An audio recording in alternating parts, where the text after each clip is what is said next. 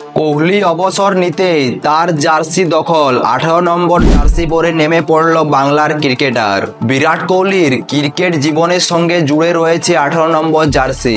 সব ফরম্যাটেই এই সংখ্যার জার্সি পরে খেলেছেন তিনি।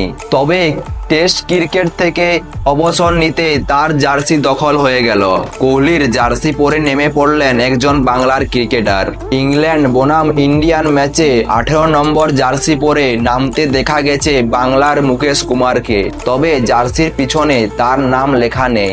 আগে 39 নম্বর জার্সি পরে নামতেন মুকেশ। হঠাৎ কেন 18 নম্বর জার্সি পরে নামছেন তার কোনো ব্যাখ্যা পাওয়া যায়নি।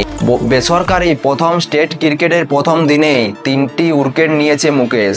এই দিনেই তার জার্সির সংখ্যা প্রকাশ্যে এসেছে। স্টেট দলেও মুকেশ এই জার্সি পরে নামবেন কিনা তাও এখনো জানা যায়নি।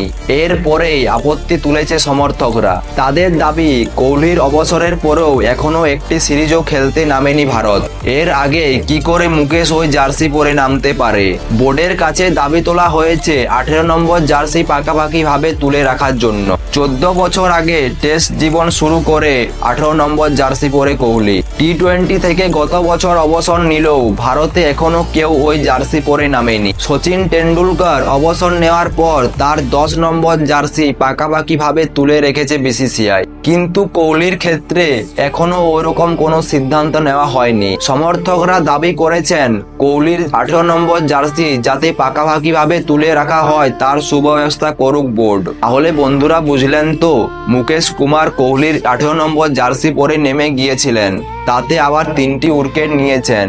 কিন্তু সচিন টেন্ডুলকারের মতন কোহলির জার্সিও যাতে তুলে রাখা হয় তার সুব্যবস্থা করুক বোর্ড। আপনারা কি চান একটু কমেন্ট করে জানাবেন। আর ভিডিওটি ভালো লাগলে ভিডিওটি লাইক দিয়ে চ্যানেলটি সাবস্ক্রাইব করে দিন। দেখা হচ্ছে পরের ভিডিওতে।